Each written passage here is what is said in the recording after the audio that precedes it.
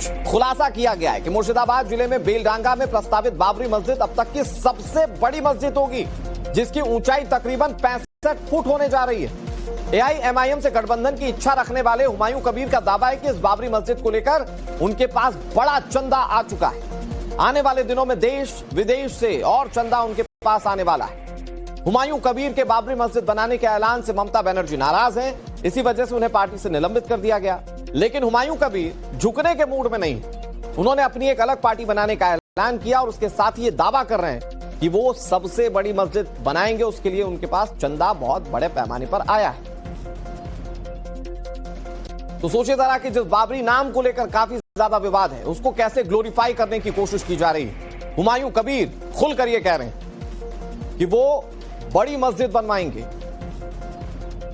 इसके साथ ही नई पार्टी के गठन की भी उन्होंने घोषणा कर दी थी, जो आने वाले कुछ दिनों में वो तस्वीर साफ हो जाएगी क्या पार्टी होगी। वैसे मस्जिद के नाम पर फेमस हुए हुमायूं कबीर, उनकी पार्टी किस आधार पर चलेगी, क्या सांप्रदायिक ध्रुवीकरण के आधार पर चलेगी, इस बात का जवाब अपने आप में मिल जाता है जब वो ये कहते हैं कि बाबरी मस्जिद सबसे बड़ी मस्जिद होगी।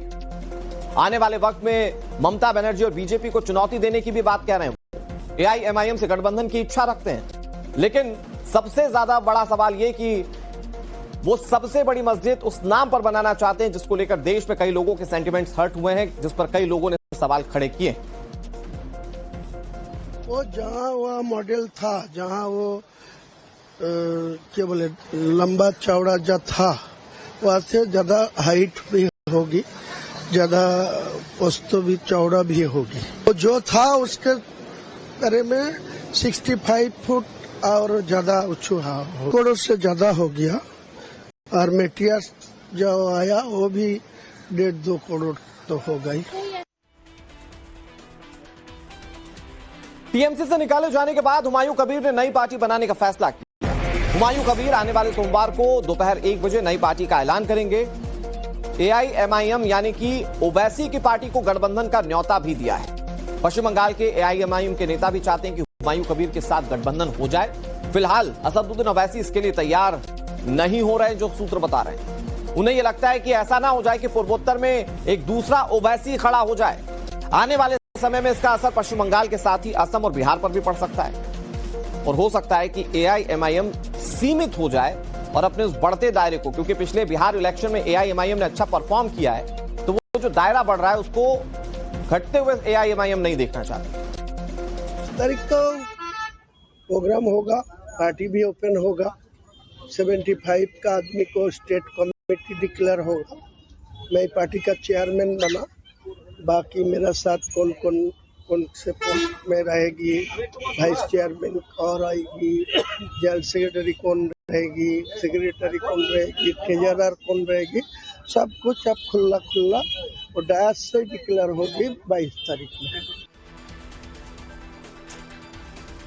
हमारे साथ हमारे सहयोगी अभिषेक राज ज्यादा जानकारी के साथ जुड़ गए हैं। अभिषेक, एक तो ये पॉलिटिकल इक्वेशन समझाइएगा, क्योंकि बिहार इलेक्शन में अच्छे परफॉर्म के बाद बंगाल के इलेक्शन में एआईएमआईएम की उम्मीद है कि वो मुस्लिम बाहुल सीटों पर अपना वर्चस्व बढ़ाएंगे, लेकिन गठबंधन की समीकरण और उसकी गुंजाइश क्या नजर आती है, क्योंकि हुमायूं कबीर चाहते हैं कि वो एआईएमआईएम के साथ अपनी पार्टी बनाकर आगे बढ़े।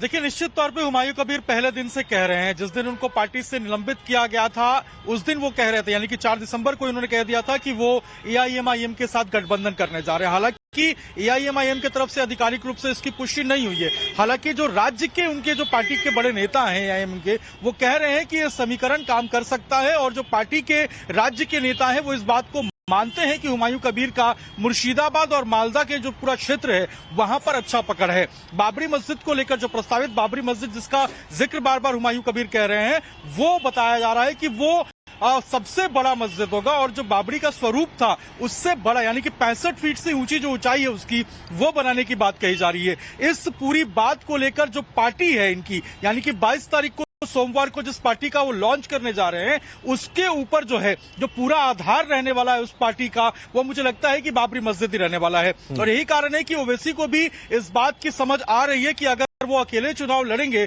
तो शायद उतनी ज्यादा जो सीटें या फिर जो वोट परसेंट है वो ना मिल पाए। अगर वो हुमायूं कबीर के साथ लड़ेंगे तो जो सीटें हैं, जो वोट परसेंट है, वो सीटों में तब्दील जरूर हो सकती है। तो यही कारण है कि बंगाल की राजनीति एक अलग तरफ से जो है वो करवट ले सकती है और एक अलग फ्रंट बनाने की कोशिश। लेकिन ओवैसी मंझे हुए नेता है, वो जानते हैं कि उन्हें कहां मैदान में उतरना है और कहां उन्हें दूरी बनाकर रखना है, वो किसको डेंट पहुंचा सकते हैं। तो ऐसे में हुमायूं कबीर वाला इक्वेशन क्या उनके लिए फिट बैठेगा, ये सवाल है। बहुत शुक्रिया आपका हमारे साथ जुड़ने के लिए और तमाम जानकारी देने के लिए। जोधपुर में आवारा कुत्तों का आतंक देखने को मिला। कुत्तों के अटैक का दहलाने वाला सीसीटीवी फुटेज हम आपको दिखाने जा रहे हैं। खुलासा किया गया है कि मुर्शिदाबाद जिले में बेलडांगा में प्रस्तावित बाबरी मस्जिद अब तक की सबसे बड़ी मस्जिद होगी, जिसकी ऊंचाई तकरीबन 65 फुट होने जा रही है।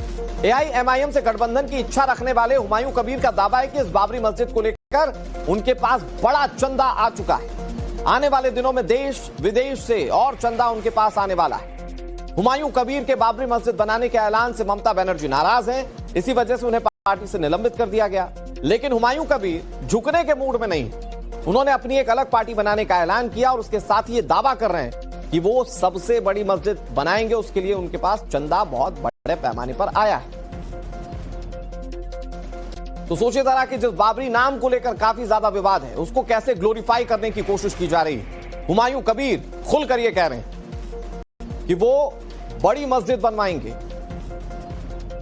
इसके साथ ही नई पार्टी के गठन की भी उन्होंने घोषणा कर दी थी, जो आने वाले कुछ दिनों में वो तस्वीर साफ हो जाएगी, क्या पार्टी होगी। वैसे मस्जिद के नाम पर फेमस हुए हुमायूं कबीर, उनकी पार्टी किस आधार पर चलेगी, क्या सांप्रदायिक ध्रुवीकरण के आधार पर चलेगी, इस बात का जवाब अपने आप में मिल जाता है जब वो ये कहते हैं कि बाबरी मस्जिद सबसे बड़ी मस्जिद होगी।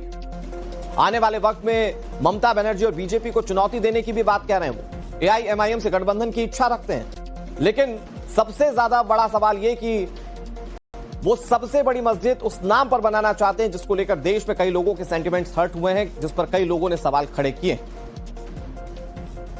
वो जहाँ वह मॉडल था, जहाँ वो क्या बोले लंबा चौड़ा जो था, वहाँ से ज्यादा हाइट भी होगी, ज्यादा वस्तु भी चौड़ा भी होगी। तो जो था उसके बारे में 65 फुट और ज्यादा ऊंचा करोड़ से ज्यादा हो गया।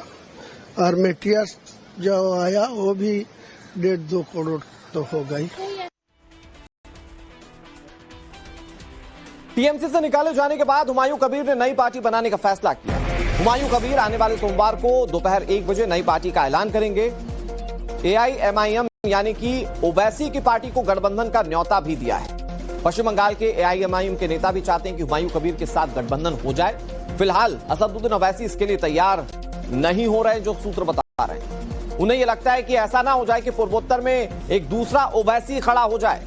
आने वाले समय में इसका असर पश्चिम बंगाल के साथ ही असम और बिहार पर भी पड़ सकता है और हो सकता है कि एआईएमआईएम सीमित हो जाए और अपने उस बढ़ते दायरे को, क्योंकि पिछले बिहार इलेक्शन में एआईएमआईएम ने अच्छा परफॉर्म किया है, तो वो जो दायरा बढ़ रहा है उसको घटते हुए एआईएमआईएम नहीं देखना चाहते। तारीख तो प्रोग्राम होगा, पार्टी भी ओपन होगा, 75 का आदमी को स्टेट कमेटी डिक्लेयर होगा।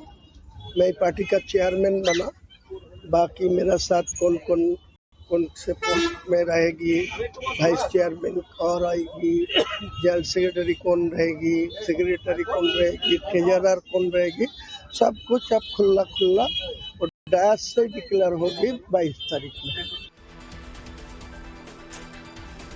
हमारे साथ हमारे सहयोगी अभिषेक राज ज्यादा जानकारी के साथ जुड़ गए। अभिषेक, एक तो ये पॉलिटिकल इक्वेशन समझाइएगा, क्योंकि बिहार इलेक्शन में अच्छे परफॉर्म के बाद बंगाल के इलेक्शन में एआईएमआईएम की उम्मीद है कि वो मुस्लिम बाहुल सीटों पर अपना वर्चस्व बढ़ाएंगे, लेकिन गठबंधन की समीकरण और उसकी गुंजाइश क्या नजर आती है, क्योंकि हुमायूं कबीर चाहते हैं कि वो एआईएमआईएम के साथ अपनी पार्टी बनाकर आगे बढ़े।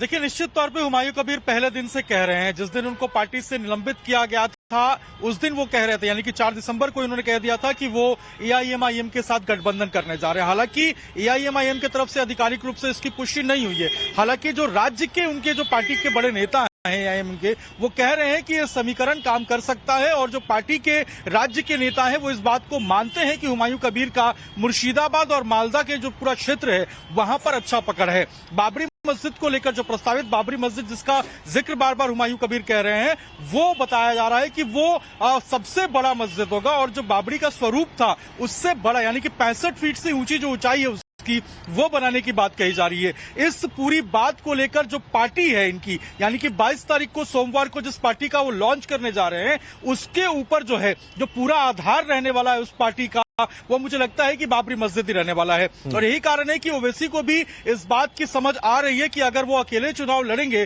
तो शायद उतनी ज्यादा जो सीटें या फिर जो वोट परसेंट है वो ना मिल पाए। अगर वो हुमायूं कबीर के साथ लड़ेंगे तो जो सीटें हैं, जो वोट परसेंट है, वो सीटों में तब्दील जरूर हो सकती है। तो यही कारण है कि बंगाल की राजनीति एक अलग तरफ से जो है वो करवट ले सकती है और एक अलग फ्रंट बनाने की कोशिश। लेकिन ओवैसी मंझे हुए नेता है, वो जानते हैं कि उन्हें कहां मैदान में उतरना है और कहां उन्हें दूरी बनाकर रखना है, वो किसको डेंट पहुंचा सकते हैं। तो ऐसे में हुमायूं कबीर वाला इक्वेशन क्या उनके लिए फिट बैठेगा, ये सवाल है। बहुत शुक्रिया आपका हमारे साथ जुड़ने के लिए और तमाम जानकारी देने के लिए। जोधपुर में आवारा कुत्तों का आतंक देखने को मिला, कुत्तों के अटैक का दहलाने वाला सीसीटीवी फुटेज हम आपको दिखाने जा रहे हैं।